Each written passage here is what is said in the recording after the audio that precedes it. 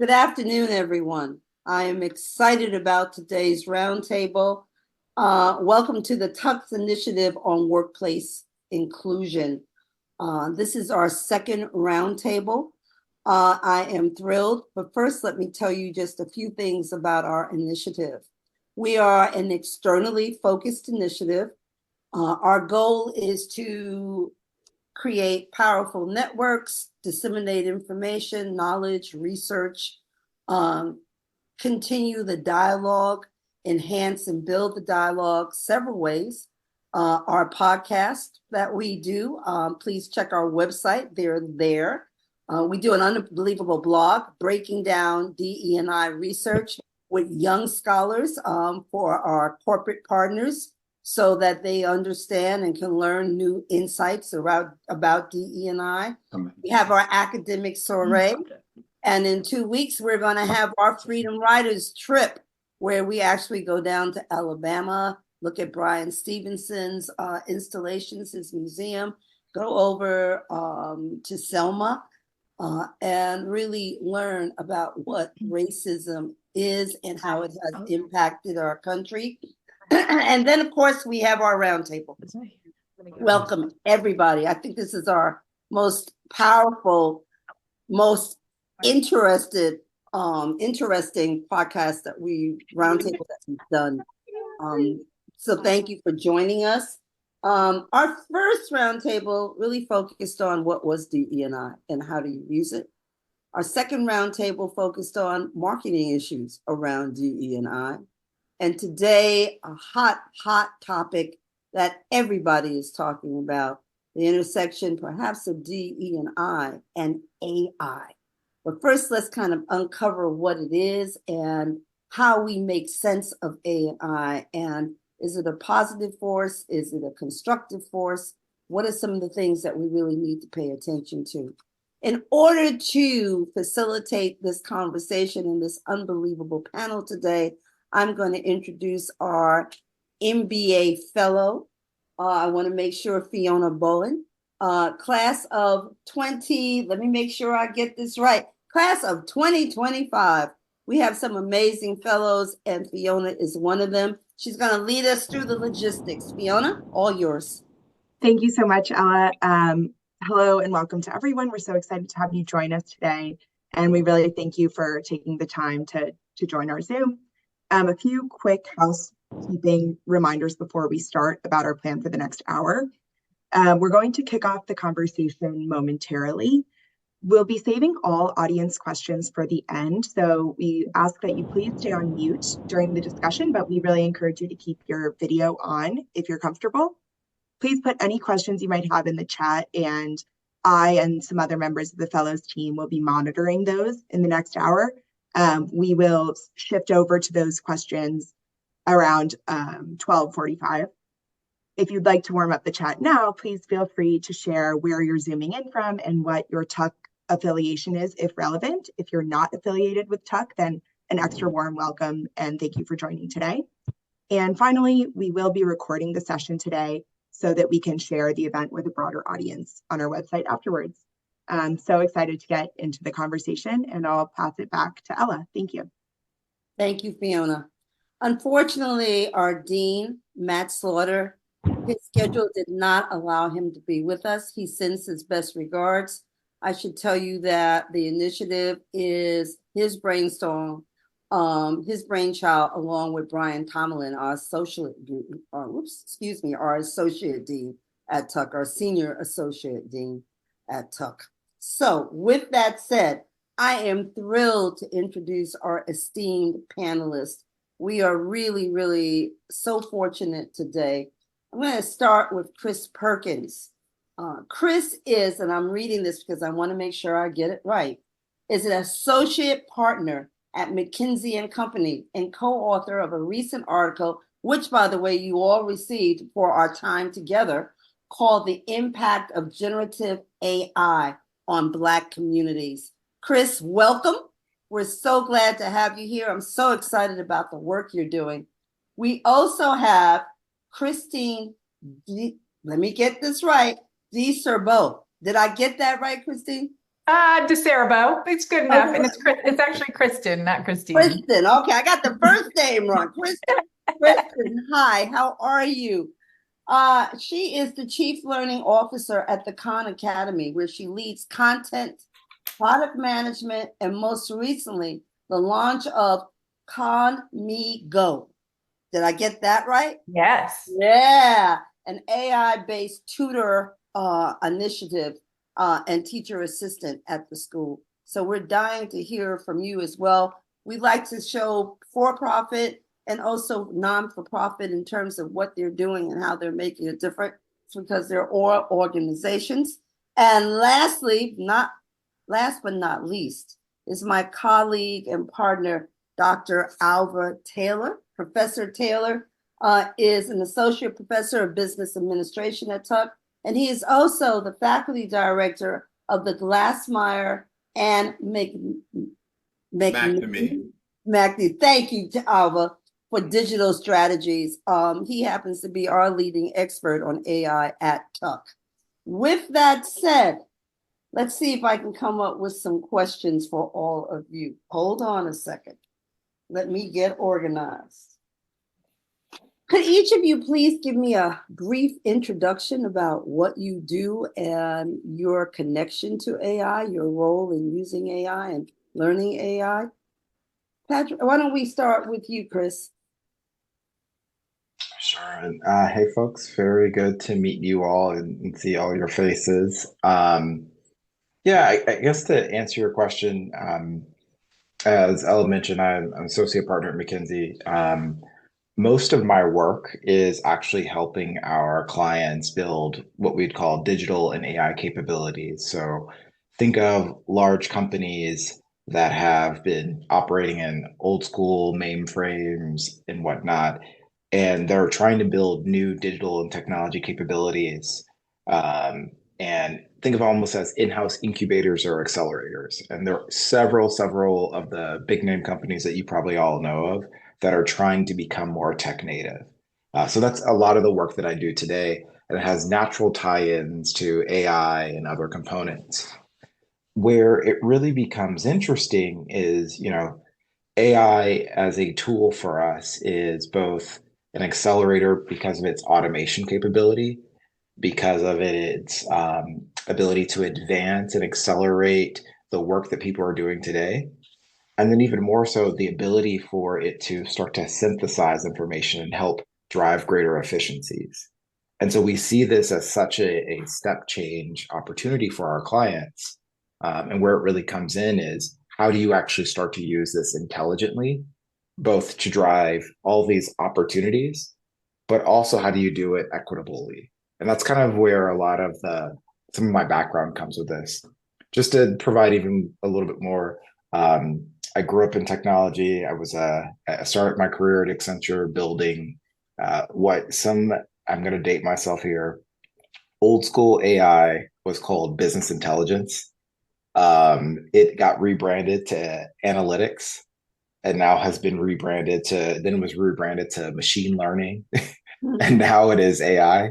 So it's a lot of the same thing, which is how do you actually analyze numbers and data and pictures and all different forms of information in it as a means to drive better decision making and efficiency and whatnot. So anyways, bit of context on me and how I kind of got here, but very excited to share with you all today a bit of some of what we've seen with our clients and also a little bit of the research that we've pulled together.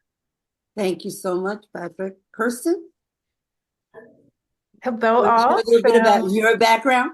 Yeah, so I'm an educational psychologist. I have a PhD in educational psychology. So I'm most focused on how people learn and what that means.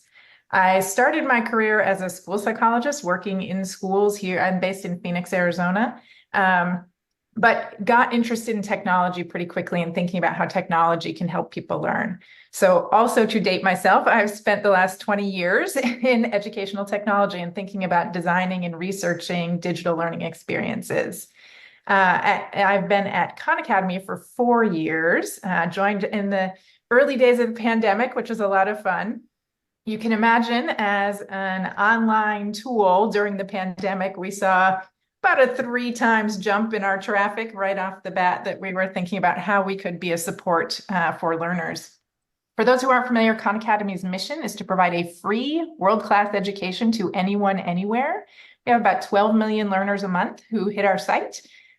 So big scale. I lead our content, product management, and design teams. So for those of you, I know there's a lot of folks that are workplace folks here. My chief learning officer title does not mean I do internal learning and development. It's because our work is around people learning. I do actually lead our external groups and where those are. Love the folks in the chat that are saying that we helped them during the pandemic.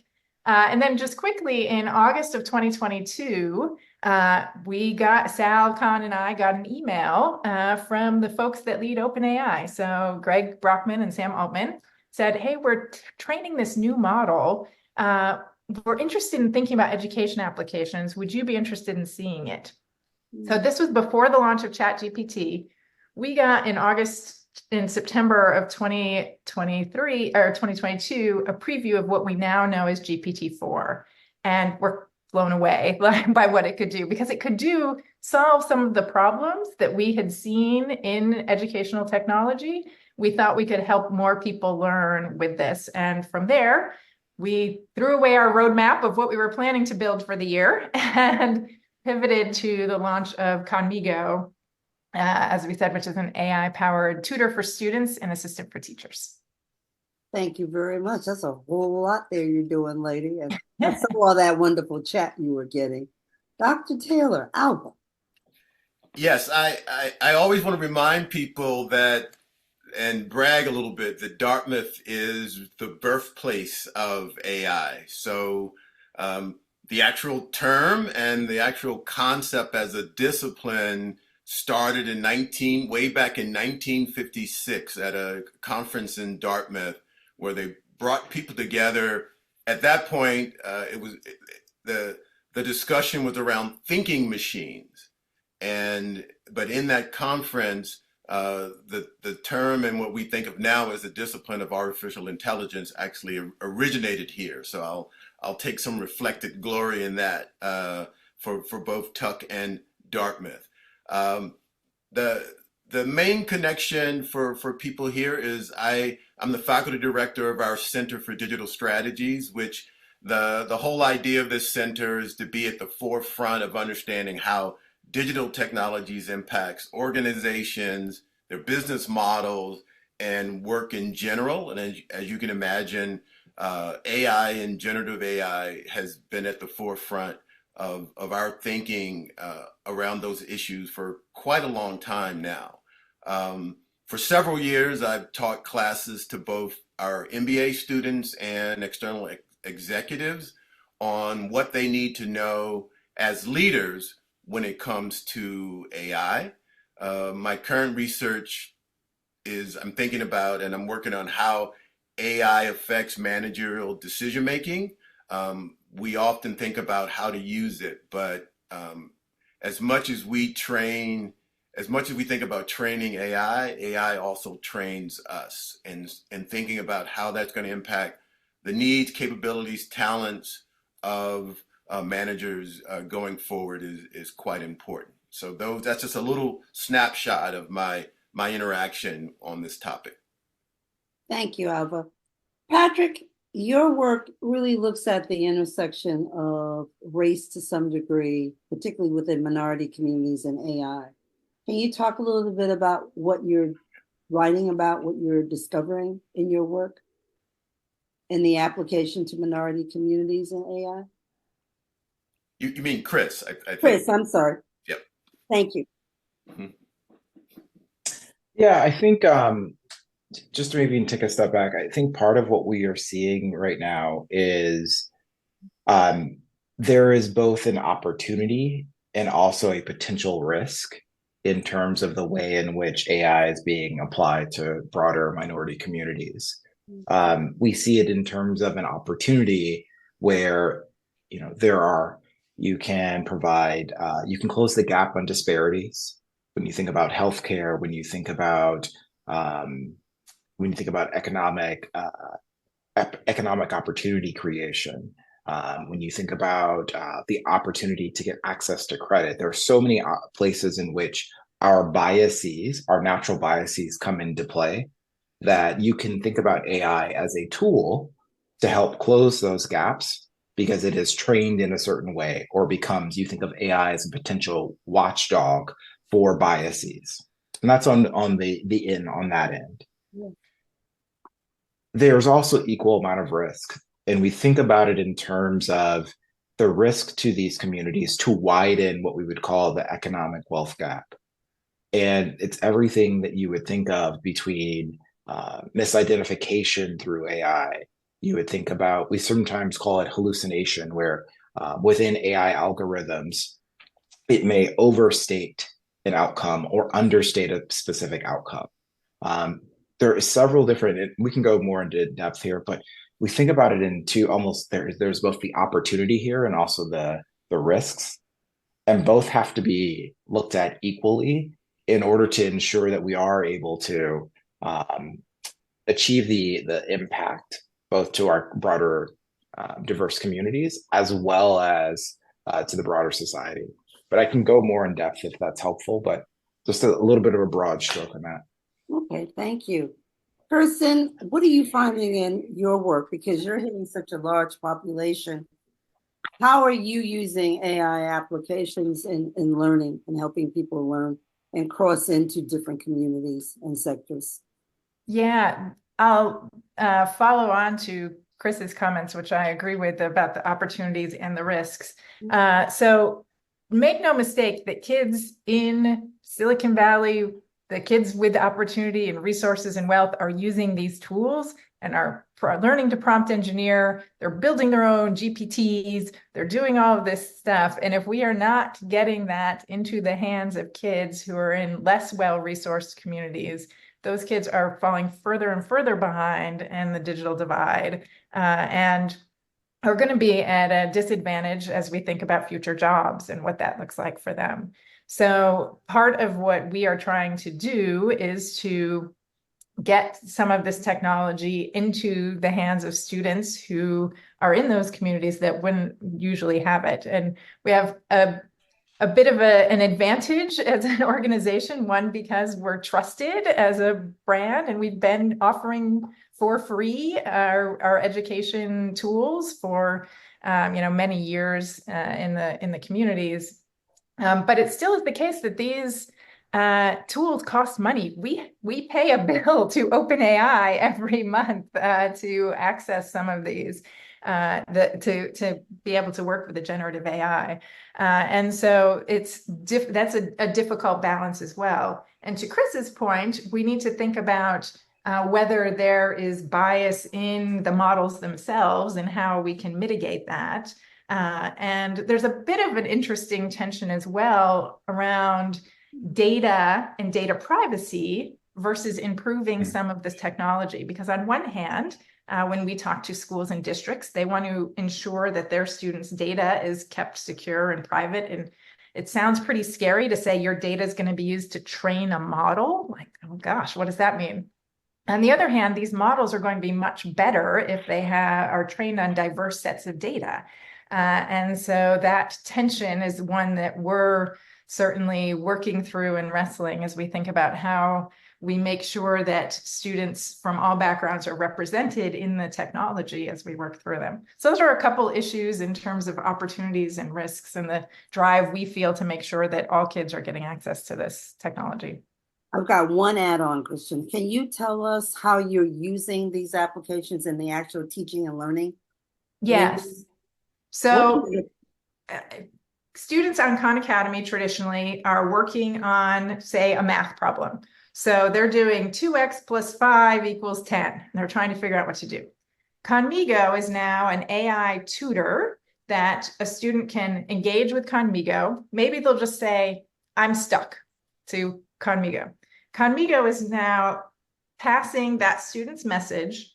We have also written instructions to what we're passing it to GPT-4, which is one of these large language models. We've written a whole bunch of instructions about how to act like a tutor. So if you just put that question into, say, ChatGPT, it'll just give you the answer. Conmigo instead acts like a human tutor. We pulled all the research about what do good human tutors do? What does that look like? We've created this prompt that tells it how to act. We also tell the model what problem they're working on. We tell it the answer to that problem because it's a problem that a human wrote and we know the answer. So that helps the model be more accurate to give it the answer. The model will then respond and have a dialogue with the student, walking them through, getting them unstuck on this problem. So what does that look like? It might say, okay, the first thing we want to do is isolate the unknown variable. Do you know what the unknown variable is? And the student might say, oh, it's X. Okay, how do we get the X by itself? And kind of walk the student through step by step in a conversation. So you can imagine if a student's doing homework or if the whole class is engaged in independent practice, what used to be the student would have no support to get that unstuck. It gives them that ability to get unstuck. The second way we use it is the teacher assistant piece. As soon as we roll this out, teachers were saying, oh, could it help me write a rubric for helping me grade? Could it help me think about writing a lesson hook that really engages students at the beginning of class and activates their prior knowledge? Oh, could it help me write a lesson plan? So we've also created a bunch of activities for teachers to use to help them do some of the planning tasks that they engage in as part of their teaching practice. Thank you. Lots of going on there. Yes. Alva, what are the applications in the corporate world? What is this like?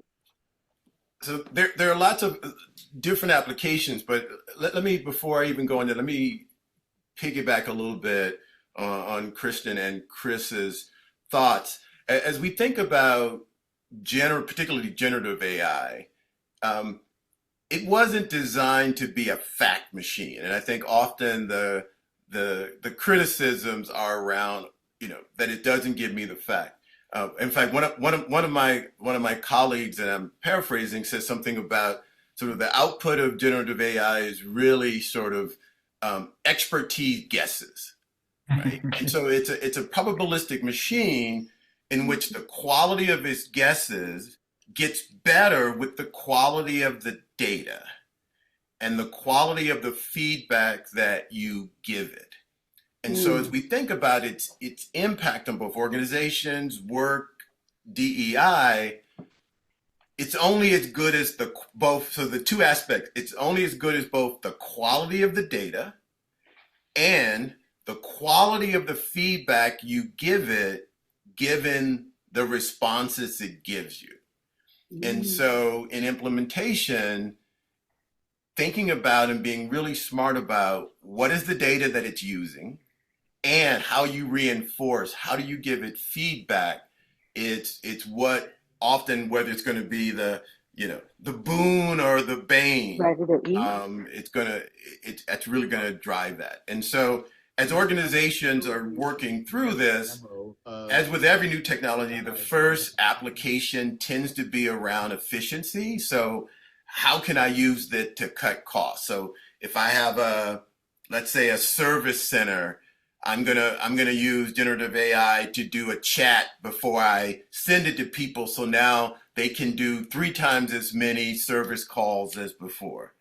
Then the next stage is you get to effectiveness, and that how do we do what we do better? So the same thing if we stay with the service call. So now they may triage and target and get more consistent answers, right? And so we're doing what we're doing better. The real sense, and this is where I think, Kristen, where you're doing a great job, it's really innovation. And that's where the real value comes. So how do we actually even think about what it means to service customers, respond to complaints differently, given we have this tool, this generative AI tool? How can we actually do it differently? Maybe you don't even have service calls anymore. Maybe what happens is you program it so that you have an automated call to people predicting when the problem might occur. Because there are people who have problems who never even complain, right? And so thinking about it differently. And so what smart organizations are doing is they're using, in some ways, the first two to learn the capabilities of how to use this and build talent within their organization, but with a long-term goal to create value with being innovative. Okay. Chris, I got a question for you now. Given that you serve clients from all over the world, how do you see the gains from AI developing and dispersing globally? What are the global implications of this? Which countries or regions are the most advantaged or the most disadvantaged in moving forward and using this tool? Yeah, it's a really good question because it kind of comes back down to this piece around equity. And I think the easiest way to maybe distill this down is as you think about the digital divide in and of itself is what is going to make the difference as to which countries and regions are able to advance the most and which countries and regions are able to advance the least. Maybe just a quick checkpoint. By show of like signed hands, how many folks here know what the digital divide is? Because we've talked about it twice. I just want to make sure. Why don't you tell us just in case? Okay. That's fair, please. Okay. The digital divide, in essence, really just gets to the point of there are people we would almost describe as the quote unquote haves and have nots. And a lot of it comes down to both access to technology as well as the understanding of how to use technology. And so the simplest example is there are still people whose access to technology might be a flip phone, not a smartphone, not a computer. It is a flip phone. And that is like how they interact with quote unquote technology. Now, take it one step further. Now, if you assume everyone has minimum access to a cell phone, do they actually know all the different ways to use it? Do they only use it to go on, Instagram, Twitter, et cetera, and Facebook? Or are they using the other applications that sit within it that could allow them to operate in a more productive fashion? So I give you that example because when we think about regions, countries, parts of the world, or different groups that will be able to leverage AI, honestly, where you're starting to see is it will be probably most of the countries that you'll see this are ones that are, you would describe them as they've gone through the Industrial Revolution. They've gone through, they are typically countries and regions that have, how would I describe this? Have progressed mostly from a technology perspective. They actually have quite a few companies. You might see quite a few companies with professional services, technology hubs. The US would be like obviously as an example, but you'll see it in Europe. You'll see it in selective parts of Africa. But a lot of this is it comes down to this whole point around the digital divide and how far has technology permeated through the way that people operate. Because the biggest piece, and I think this is something that we had hit on earlier, the biggest piece of this is as we move further with AI, it's how do you actually use it? And then when you think about it from a generative AI perspective, how do you actually know what are the right set of prompts and questions to ask? And if you're just using it as a pass-through and transactional application, then you're not going to be able to make the greatest use of quote unquote generative AI as the example. And that also goes for analytical AI as well. But I thought I would just kind of set the stage there. There's not necessarily a finite answer of this place versus this place, but the trend is heading in that direction because of what I've described as the digital divide. Just curious, how do you go about learning how to use this technology? Where do you go? I mean, because it sounds very complicated, it sounds very layered. I think I know what it is, but then how do I get my hands on so that I understand what this is about and I can use it? I'm probably going to tee up one of the other panelists. I'll say what I usually say. Okay. I know in the audience here, your first instinct is take a course. I would say that is not the first thing you should do. The first thing you should do is sign up for an account, free account on OpenAI's GPT, just get on it and work with it a little bit. Just try to get it to do some things. And my other big tip is if it doesn't do what you want it to do the first time, don't just give up and say, oh, it can't do that. Keep working with it. Talk to it like you would talk to an intern or a smart undergraduate, where you've got to give it some instruction on what you want it to do, and then it'll kind of follow along. But that just getting your hands on it first is a good first step. And then you can start to dig into hey, how does this actually work? And what does this look like? But part of the magic of this generative AI, as opposed to some past technologies, is you can just talk to it in your language. You don't have to know how to code. You don't need to know any, special techniques for getting it to do what you want. You can just write in plain English what you want it to do, and it will try to do that. And then you have to tweak it and figure out how to get it to really do it. But it's a pretty low bar of entry in terms of being able to start playing with it. And I suggest that people just jump in. Just play. Albert, what are you thinking? No, exactly right. In fact, Kristen, you use the same language that I use in talking about this, that the magic, the reason why we've had the explosion of generative AI is because of the ease and the lack of barriers to entry that we've had with other technologies that generative AI doesn't have. So the barrier is using it well and interpreting results, not the actual use itself. And in fact, Kristen, I often argue with people, the danger is actually the opposite, that it's so easy to use that people run the risk of making big mistakes and applying it to important problems before they've really done their homework and understanding how to use it and putting in the time to play with it. Maybe just to piggyback on that, I think there are two places that are probably worth talking about with this.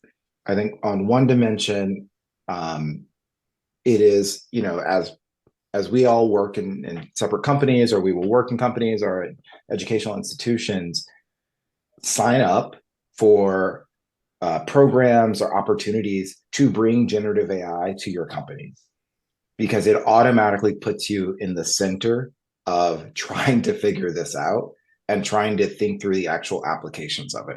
So I think that's a very a tactical way to jump in if you're not just doing it in your day-to-day. I think there's another dimension of what you're describing here, which is kind of when we were talking about the risks and the dangers. And Kristen, I would be curious to hear your thoughts on this. It is critical for our young learners, as well as ourselves, to maintain our critical reasoning and critical thinking. And it is actually it's one of the things that we see in terms of risks. That's one of the biggest dangers, is not, one, asking it the right questions, but not losing your critical reasoning and critical thinking to say, does this result make sense? Is this actually right? How do I need to tweak this? And I think that's one of the biggest dangers for our young learners, because now that they have even more information at their hands, if you all remember, many of you might remember when Wikipedia came out. This is literally a very similar vein to Wikipedia. Everything was at your fingers, and we had to go through the process of is Wikipedia actually right? How do I actually fact check Wikipedia? But I think it's just a worthwhile conversation when we think about the risks, and the risks specifically to diverse communities, fact checking almost the results that you get and knowing how to fact check that. Yeah, totally agree. And we are part of this consortium called Teach AI. So us, ISTE, which is the International Society for Technology and Education, Code.org, a couple of other World Economic Forum. And the purpose of Teach AI is to help teachers teach with and about AI. And so we feel like it's really important for teachers to be equipped to help their students understand where this technology can be wrong, why it can be wrong. If you understand a little bit about how it works, you start to understand why anytime it gives you, for instance, a hyperlink or a citation, it's probably wrong. And so just building that understanding is really important. And we think a big piece of this, you might imagine that there could be a course on Khan Academy about how to use AI. But those critical thinking skills are really important for us to continue to develop so that students are able to question the results of AI. I'm also thinking of the word that you used, Kristen, around play. To be able to play. I think about people in my age category, my group, and we're fearful of this. How do we get on it on the computer and play with it so that we can actually learn? Because I'm still not sure I understand what AI is. Okay. And I'm in this elite institution and I'm still like, well, how do you do this? What do you do this? What sense does this make? Question again. Okay. How do we ensure that this is equitable? That people get equitable applications of AI in our communities and around the world? How do we ensure that? And particularly when I think about the fear, when I think about this is too much for me to learn, I'll never understand it. I'm just getting comfortable, using my computer. I think about Chris. How do I use my smartphone? I need to meet with you one-on-one because obviously I'm not getting all the play out of my smartphone. Okay, you said that. I was like, hey, the reality of it is, how do we ensure that this is equitable? Which for me also means getting people comfortable with this.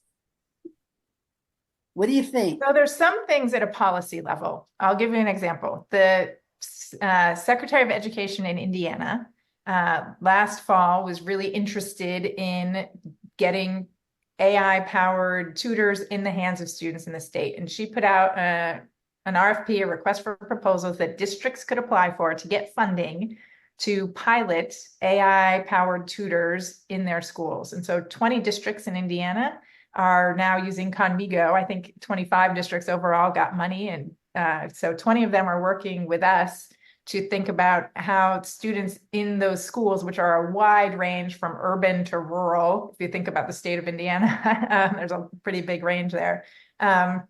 Because at the policy level, they decided it was going to be a priority for them to get this into hands of all the students, not just students who are in more well-resourced areas to be able to work through this. So there's certainly policy things that we can do to think about how we get this into hands of students and what that looks like. Other thoughts? Chris, I think you're on mute. So sorry. Maybe to build on top of that, we think of it in 3 dimensions. There is building AI technology, there is using AI as a tool, and then, Kristen, the one that you just hit on, which is shaping AI in society. And so when we think about it in those 3 bundles, you think about building AI as a technology. I think this is both the actual models themselves, and it is a bit of, Alva, what you hit on, which is the data. And how do you actually train these models with the right set of data? And how do you actually fact check both the inputs as well as the outputs of the data? And so when you think about how to make it equitable on that end, there are different dimensions. You can think about talent, making sure that you have a diverse set of developers that are thinking about how the algorithms are developed. You think about creating, I've talked about this a couple of times, the idea of having a watchdog that actually looks at there are actually companies now, I can't remember the name of it, there's a health tech company that actually scans the input health data to ensure that there is health equity in the data and identifies the gaps in your data before you actually send it into any type of algorithm. Those are the types of things you might think about in terms of building AI technology. In terms of using it, you can think of this really gets into the heart of where are the right places to use AI and where are the wrong places. Good example, right place to use AI might be some of the examples we've talked about, synthesizing information, helping you to take a first pass at an example that we all might use, a first pass on an email, very harmless. Maybe the wrong places to use AI as it stands today. Figuring out if someone is credit worthy when you when you don't have the full set of factors of their case. Using AI to predict, by the way, without human intervention, using AI to predict, hey, this person has this medical diagnosis. Probably not the best place to use AI today. It may be there, we might get there in 20, 50, however many years. But today, it still requires human intervention. So being really, really thoughtful about those dimensions. And then I think, Kristen, you really hit on the AI and society piece.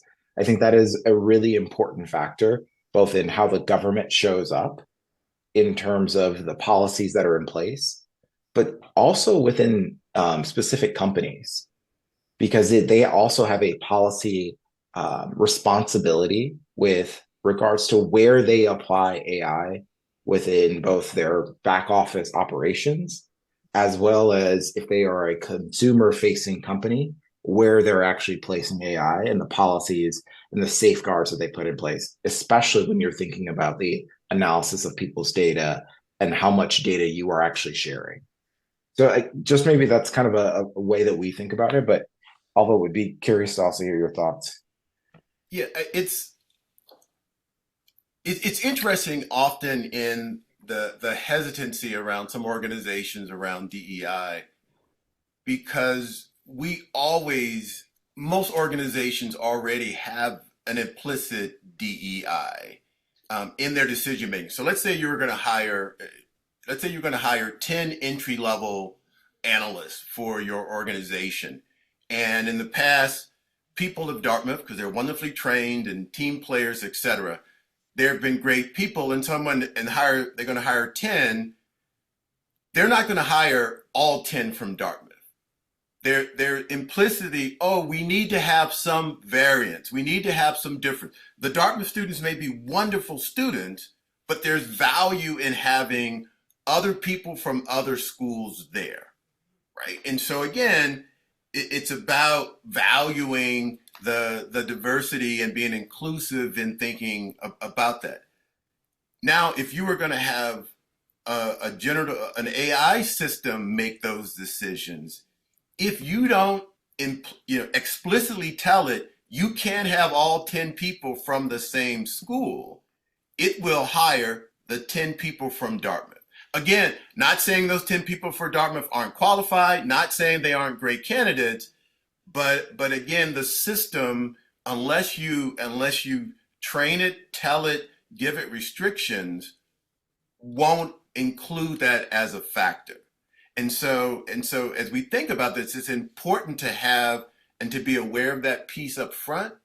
And Chris and both Kristen, and also when you think about data, right now, most of the use of data is text data and variables. And so when you're building systems and it's making decisions, it's often, and this gets back to sort of kind of the credit example you gave, Chris, it's using what typically are easily available and accessible variables. So because it needs variables in a certain style and a certain manner, it'll use those to make decisions. And often the harder to gather variables, the harder to measure variables, the harder to measure factors, which can be important. And by the way, for diverse populations, often aren't captured or aren't interpreted well, right? Aren't included in the model or are included poorly. And so understanding that is really important. Oh, I see Fiona. That's right. Fiona, we're just getting started here. I know. Thank you for taking us. We're rolling. What do you want? What do you want? We have so many wonderful questions from our audience members, and I'd love if we can use the next 15 minutes or so to get through at least a few of those. Thank you for all that you've shared so far. One thing that has come up a couple of times is at Tuck, we're really focused on developing leadership skills and learning how to effectively manage teams. So Chris and Kristen, I'm curious, and some audience members are curious about how you train your teams on AI and equip them to use it in ways that are inclusive and equitable. What have been some of the biggest challenges in the training process with respect to AI and its rapid development? And how do you approach the topic of inclusivity, bias mitigation, et cetera, in your employee training? That is a multi-factored question. So, Kristen, maybe I'll try to give a answer, and then would love to have you jump in. It's interesting. The way that we have actually used or brought in AI at McKinsey, we actually built our own internal version of it. So to the whole point of get your hands dirty, we have an internal product called Lily that literally can scan all of the documents that we've created over the course of time, obviously with some, again, to the input data and data privacy, all the documents that we've produced for clients in the past. And it's our ability to quickly get to answers of like, hey, when's the last time that we ran a study with a client on, I don't know, a marketing and sales growth strategy? How should we think about this? So from an initial standpoint, like we actually started doing this ourselves. In terms of the training, I would put it in two buckets. One bucket is the training around the risks. And that was actually one of the first things that we did as a firm, was like educating folks on, one, when generative AI came out, the risks of just using the publicly available tool. And then once we have our own internal tool, it was, hey, here are the risks of using our internal tool, and here's how you should think about using it, and here's how it might fit into the flow of a traditional project. And I think that last one is actually a really important piece to actually educating our consultants. It's like, here are the natural points in a project that you might want to use Lily. Kicking off a project, trying to get to a first perspective or a first answer. You might want to use it when you need to find experts in a specific topic and things like that. I would say and that's the first big chunk on risks. The second one is what I would describe it as opportunities. And so really sitting down, we have plenty of sessions. I think there's like literally one a week or one a month that we actually have where we actually demonstrate the different use cases and functionality that exist within our tool Lily that helps folks to actually start to ideate, oh, here's a problem I am having on my current project, and you just showed me a way to use it. Now I can use it in this way. And then I might have missed your the last question was just on challenges. I think it's the same challenges, quite honestly, that we've talked about, which is folks not using critical thinking and taking the immediate answer and just applying it. I think what is nice about the way that we traditionally work around problem solving is, even if someone were to bring a generative AI output as the first answer, there are many mechanisms in place and just the way in the culture in which we work that you automatically scrutinize, analyze whatever output that someone brings to make sure that it's right. And that's really the big piece around critical thinking. So I think there's still a challenge around that piece and learning how to use it. On the DE&I front, I would say it hasn't come into play. I think it's in large part because of the research that we've done and the knowledge that McKinsey has around just the real risks around automation, around hallucination of the outputs. So it is not something that I would say overall, it is we've crossed that boundary internally, but we're aware of it, and it's something that we actually communicate and share with our clients so that they are not misusing AI in ways that actually can harm both their customers and employees. Great. So I'll jump in with a little bit of I'll tell a little bit of our experience. So we have about 250 employees at Khan Academy. About 110 of those are engineers. We're an engineering heavy organization. We are building a website. That is our primary, fundamental thing we do. So when we started all of this, there's kind of two pieces. There's how do you get all of those engineers up to speed on AI, because they were fantastic engineers, but not most of them were not, steeped in how do you build AI tools. And then you have the rest of the org, which is everyone from our content creators. So writing all of those questions and exercises are humans who do that. How might they use AI?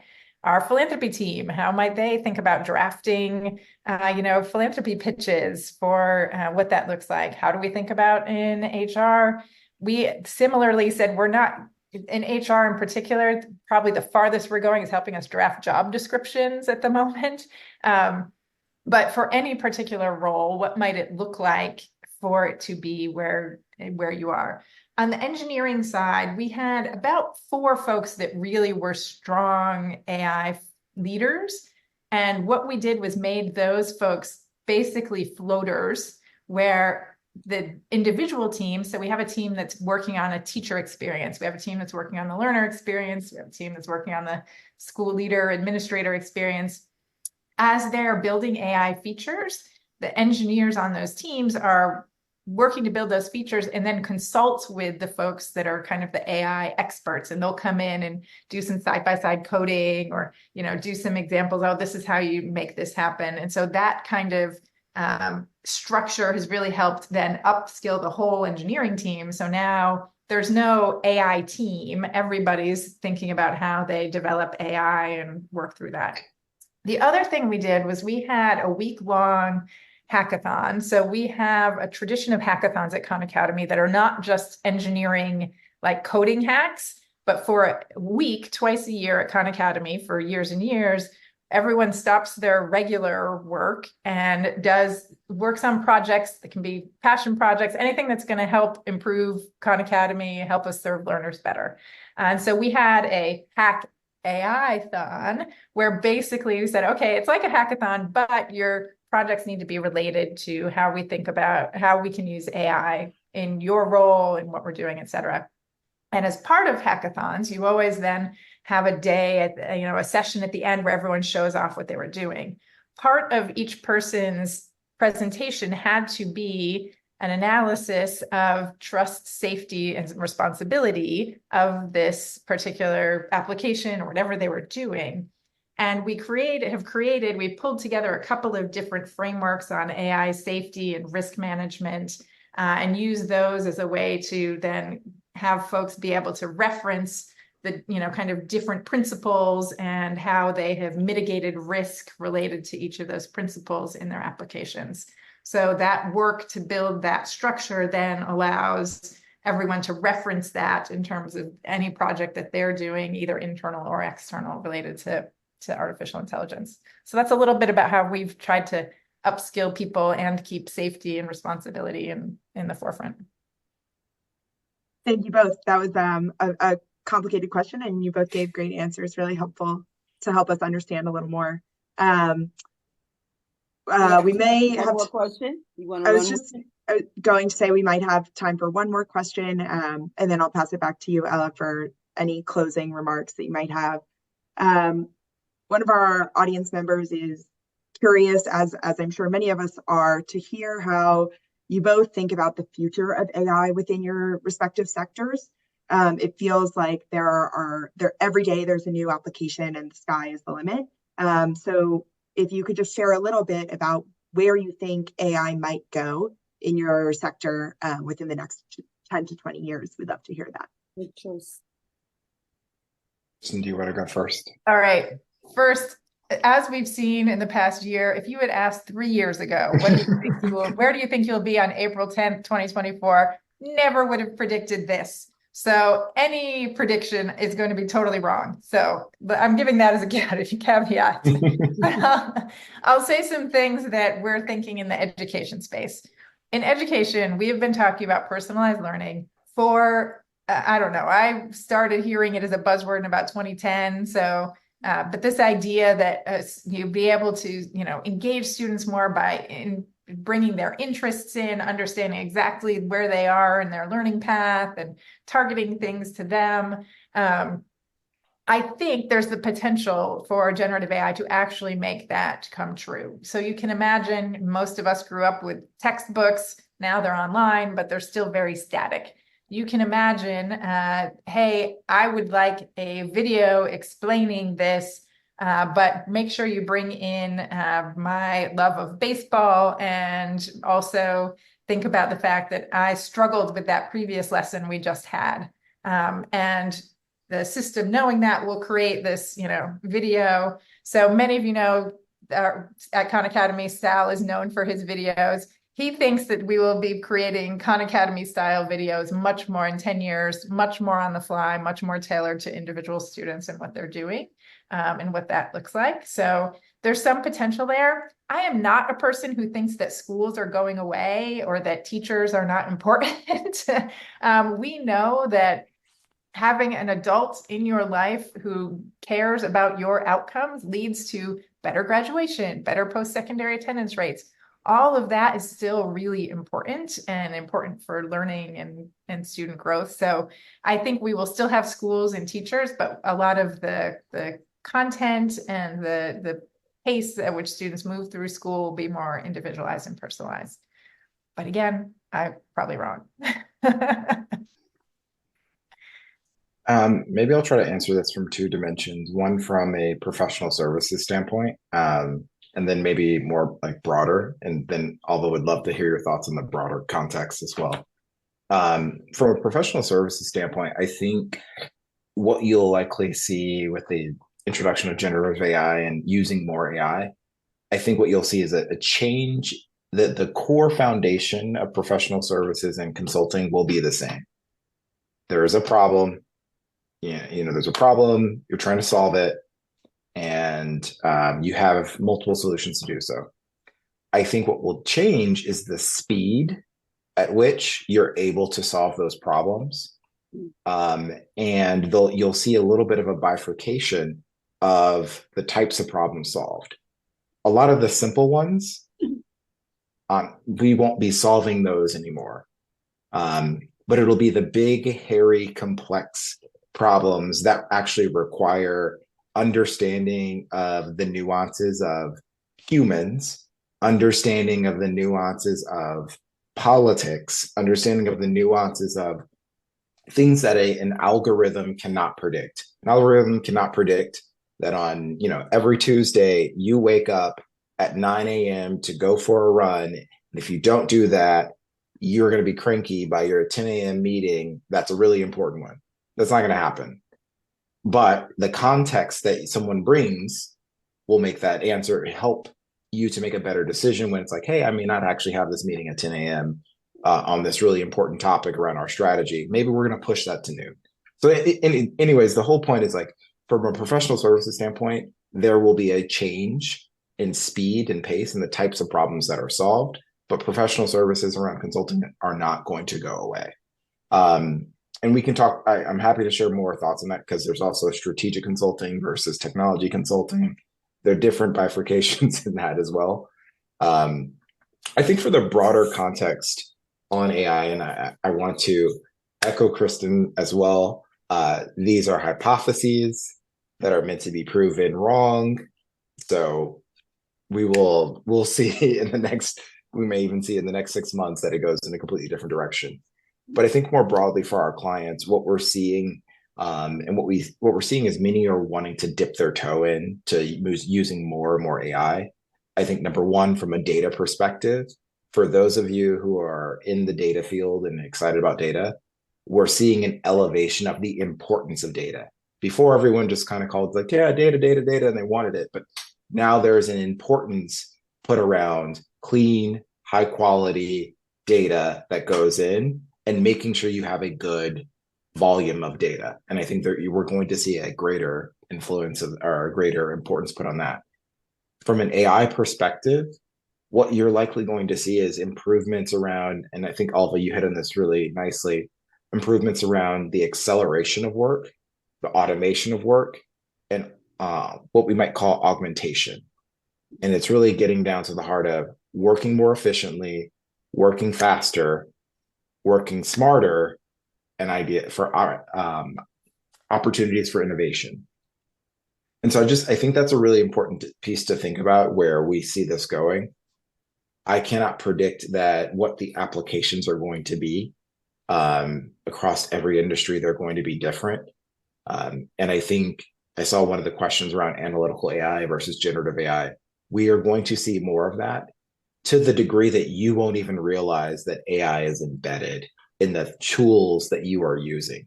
It just becomes second nature. I'll pass it to you. I love the context that you had provided earlier. So I know we're close on time, Ella, so I'll make sort of two quick comments. I think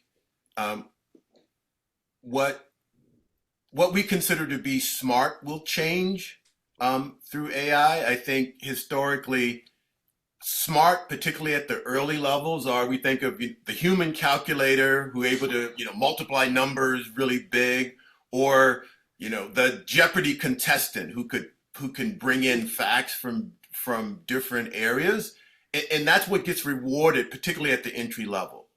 And I think that that's not what gets rewarded in an AI world. What gets rewarded in an AI world is asking great questions, being able to formulate and take complex information in a different way, and to tailor that, I think, in a way that we can now have solutions and spur action and have discussions. And so what we think of as being smart and in an AI world is different now. The second thing, and this gets back to sort of business and managers and organizational managers, an extension of that is, everybody's worrying about AI replacing managers. And I don't think that's the case, but I do think the value of the average manager as the administrator goes way down. I think the value of the manager as a problem solver and a problem organizer goes way up. And so, so for all of the people here, you want to be on the upside and not the other side. But I think, the whole worry is about, it's gonna pull out the middle managers.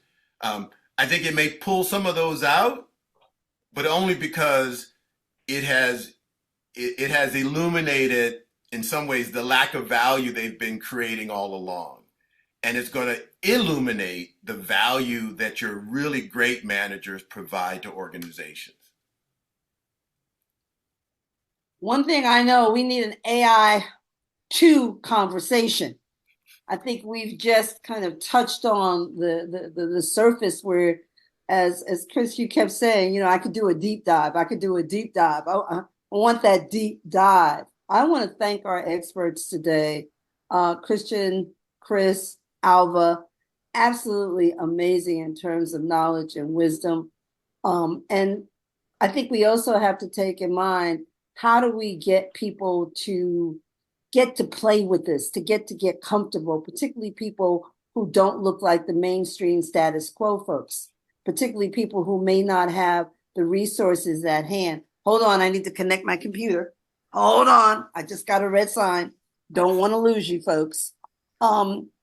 How do we get those communities that don't have the resources? How do we get those children who don't live in neighborhoods that have the resources, working class neighborhoods, poor neighborhoods, so that they're not on the other side of this gap? We can't afford to do that. How do we get the models correct so that input is actually given to the models that represent diverse and inclusive information and knowledge? That's critically important. And then I hate to say this, how do we deal with the politics around all of this? Because we're talking about politics, and we can't deny that politics is not a part of this conversation. I just want to say this was phenomenal. I've learned a lot. I'm going to play. Christian, I'm going to do what you said. I am going to play. I need to thank my immediate team, Ashley Zwick, Tara Wakefield, Dylan Gomoff, who run Shotgun with me in running this initiative. They are phenomenal, but we can't do this without our fellows. And we had an amazing group of fellows. Fellows, props to you on this today. You folks did an outstanding job. Fiona Bowen, class of 2024. Sean Hyatt, class of 2024. Sydney Reichert, if I'm pronouncing names wrong, you can kill me later, 2024. Harley Fulman Nick, Class of 2025, Jesse Stein, class of 2024. Maria G. La Pinenda. I know I slaughtered that one. You can get me later. Class of 2025. You folks just made this happen, made this real. Can we give my fellows, our fellows, some props because they did an amazing job? Can we continue this conversation? I'm serious. We need an AI too. We really do. This is so important. This is so relevant. This is so timely. Thank our extended audience for joining us, taking time out of your busy calendars and schedules to be with us today. Stay tuned. There is more to come from the Tux Initiative on Workplace Inclusion. Thank you all so much. I'm Ella Bell Smith, and I'm signing off. Love all of you. Thank you, thank you, thank you.